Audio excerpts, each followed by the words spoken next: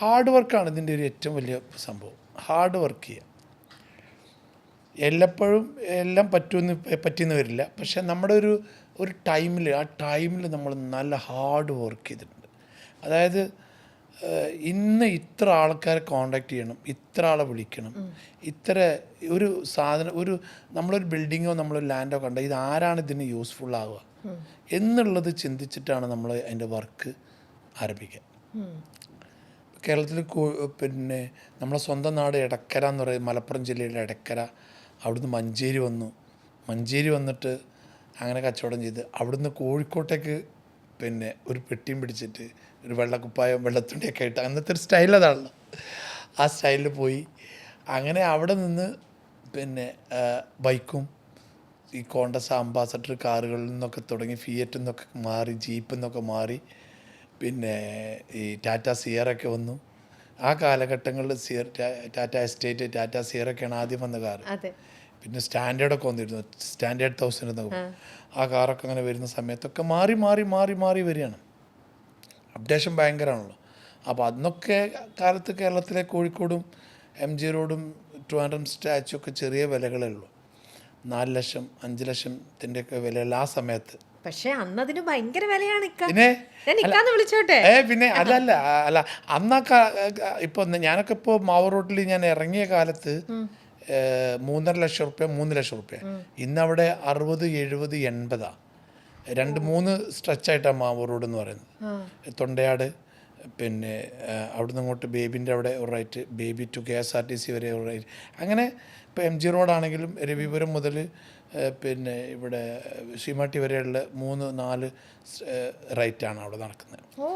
അപ്പോൾ അന്നൊന്നും എടപ്പള്ളി ഒന്നും ആയിട്ടില്ല, ഒന്നും ആയിട്ടില്ല. വൈറ്റിലൊക്കെ പറഞ്ഞാൽ അങ്ങനെ കിടക്കുകയാണ്, ബൈപ്പാസ് വരുന്ന സമയത്ത്. അപ്പോൾ ചെറിയ വിലയാണ്.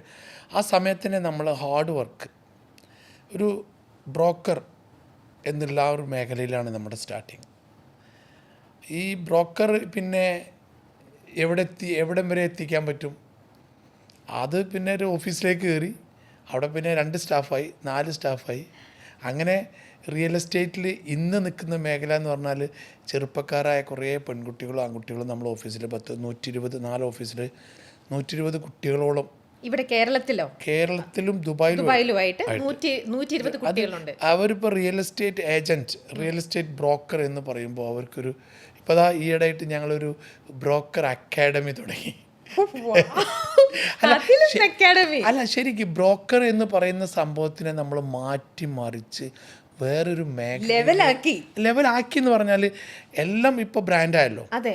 ശരിക്ക് രമ്യ ഒരു കാര്യം നിങ്ങൾ ശരിക്കും ഒരു 2 ഡീലുകളെ കൂട്ടിമുട്ടിക്കണം എന്നുണ്ടെങ്കിൽ അതിൻ്റെ ഇടയിൽ ഒരാൾ വേണം, അവരെ പരിചയപ്പെടുത്താൻ, ആ നാട്ടിലെ കാര്യങ്ങൾ അറിയാൻ. അയാളിതിങ്ങനെ കൊടുക്കാനുണ്ട്, ഇയാളിങ്ങനെ വാങ്ങാൻ തയ്യാറാണ് എന്ന് പറയുമ്പോൾ അതിൻ്റെ മീഡിയേഷൻ വഹിക്കാൻ നിർബന്ധമായിട്ടൊരാൾ വേണം. തീർച്ചയായിട്ടും. അപ്പോൾ ആദ്യകാലങ്ങളിലൊക്കെ ഈ ബ്രോക്കർ എന്ന് പറയുമ്പോൾ ഒരു പോരാന്ന് പറഞ്ഞ ഒരു സംഗതി. പക്ഷേ സ്റ്റാറ്റസ് ഇല്ലായിരുന്നു. പക്ഷേ അത് രമ്യ ഒരു കാര്യം മനസ്സിലാക്കണം, അന്നത്തെ കാലത്തും ഈ ബോംബെയിലൊക്കെ ബ്രോക്കർ എന്ന് പറയുമ്പോൾ അതിനൊരു ഭയങ്കര വാല്യൂ ഒരു സെക്ടർ ഉണ്ടായിരുന്നു. നമ്മൾ ആ മേഖലയിലേക്ക് അന്ന് പോയിട്ടില്ലായിരുന്നു. ഇവിടെ റിയൽ എസ്റ്റേറ്റിൽ ഒരു വെള്ളക്കുപ്പായം വെള്ളത്തുണി ഇട്ടാൽ ബ്രോക്കറെ ചിലപ്പോൾ അടുപ്പിക്കാത്തൊരു കാലഘട്ടത്തിലായിരുന്നു. പക്ഷേ ഇന്നത്തെ കാലം ഇപ്പോൾ 2025 ഇപ്പോൾ ഡിസംബർ ഒരു 10-15 ദിവസം കഴിഞ്ഞാൽ 2026 മോളെ ആകെ മാറി. ഇപ്പോൾ എന്ന് പറഞ്ഞാൽ റിയൽ എസ്റ്റേറ്റിലെ ബ്രോക്കേഴ്സ്, അതായത് മീഡിയേഷൻ വഹിക്കുന്ന ആൾക്കാർ, കുട്ടികളാവട്ടെ എല്ലാവരും ആവട്ടെ, അവരാണ് ഇന്നത്തെ ആ ന്യൂജൻ. അവർ ചെയ്യുന്ന കച്ചവടത്തിൻ്റെ അളവുകൾ, കച്ചവടത്തിൻ്റെ ഫിനിഷിങ്, ക്ലോസിങ്, അതൊക്കെ പഠിപ്പിക്കുന്ന ഒരു സംഭവമാണ് ഈ അക്കാഡമി എന്ന് പറയുന്നത്. ഇപ്പോൾ അവരൊക്കെ പറയാനും മടിക്കാത്ത ഒരു നല്ല റേഞ്ചിലായി അവർ. ഫ്ലാറ്റുകൾ, ലാൻഡുകൾ, ഒരു ഡീൽ തമ്മിൽ എന്തെങ്കിലും ആൾക്കാർക്ക് ഫണ്ട് ആവശ്യമുണ്ടെങ്കിൽ അതിന് കൂട്ടിമുട്ടിക്കുന്നു. എല്ലാ മേഖലയിലും റിയൽ എസ്റ്റേറ്റിൻ്റെ റിയൽ എസ്റ്റേറ്റ് അല്ല, ഒരു മീഡിയേഷൻ എന്ന് പറയുന്ന ഒരാൾ ആവശ്യമാണ്.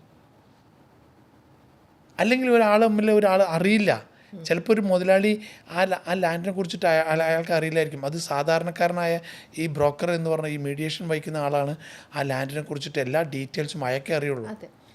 ആരാണത് ബൈ ചെയ്യുന്നത്, ആരാണത് വാങ്ങുന്നതെന്ന് അറിയാൻ തന്നെ മനസ്സിലായോ?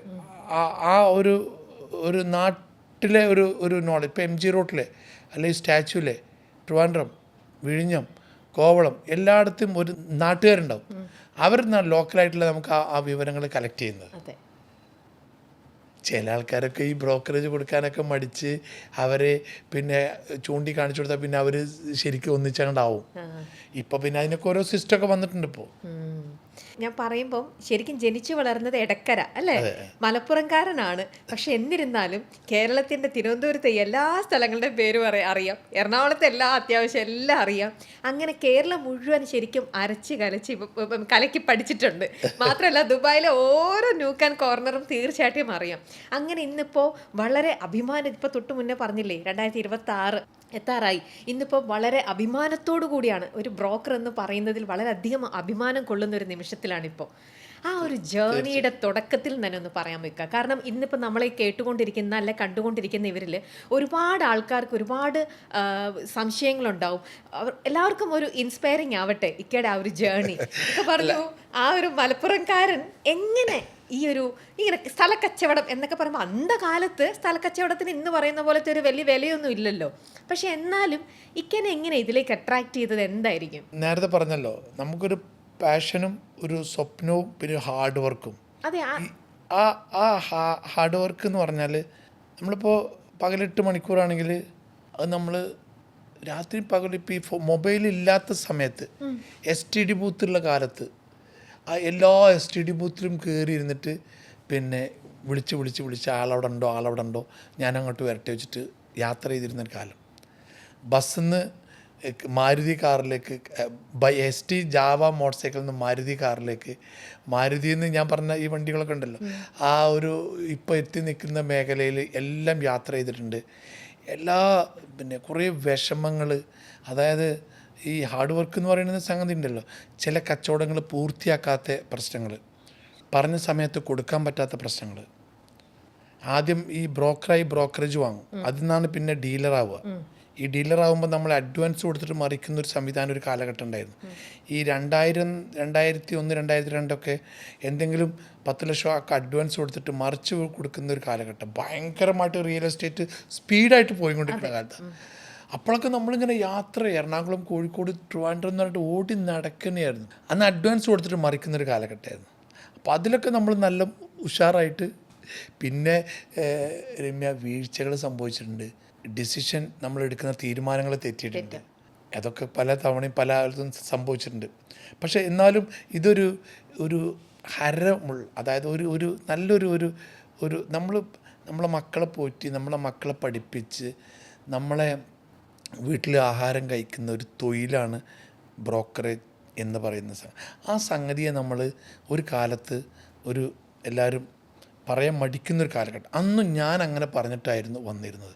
ഇന്നിപ്പോൾ എനിക്ക് പറയാം, ബ്രോക്കർ അക്കാഡമി തുടങ്ങിയത് മുതൽ നമ്മളടുത്ത് നിന്ന് കുറേ ആൾക്കാർ പഠിച്ചു പോയത്, കുറേ ആൾക്കാർ. പിന്നെ നമുക്കിപ്പോൾ നിങ്ങൾ 14 ജില്ലയിൽ എവിടെ ലാൻഡ് പറഞ്ഞോളൂ. രമ്യ ഒരു സ്ഥലത്ത് ചോദിച്ചു എന്നോട്, കാഞ്ഞങ്ങാട്, കാസർഗോഡ്, ഇങ്ങനെ പയ്യന്നൂർ അടക്കല്ല ഓരോരോ ലാൻഡുകൾ, തിരുവനന്തപുരം, വിഴിഞ്ഞം വരെ. വിഴിഞ്ഞത്ത് ഇപ്പോൾ നമ്മളൊരു ഓഫീസുണ്ട്. അവിടെ എത്ര സറൗണ്ടിങ്ങിൽ ഹൈവേൻ്റെ മുന്നിൽ എന്തുണ്ട് വില, ഏതാണ് ലാസ്റ്റ് കച്ചവടം നടന്നത്, കേരളത്തിലേതാണ് വലിയ കച്ചവടങ്ങൾ നടന്നത്, ഇതൊക്കെ ഞാൻ മനസ്സിലാക്കും. ഞാൻ ചോദിച്ചും മനസ്സിലാക്കും. അത് ഈ ബ്രോക്കർമാരോടും മറ്റവരോടും എല്ലാവരോടും ചോദിച്ചിട്ട്, അല്ലെങ്കിൽ നമ്മളെ ചവിട്ടിലെത്തും അത്.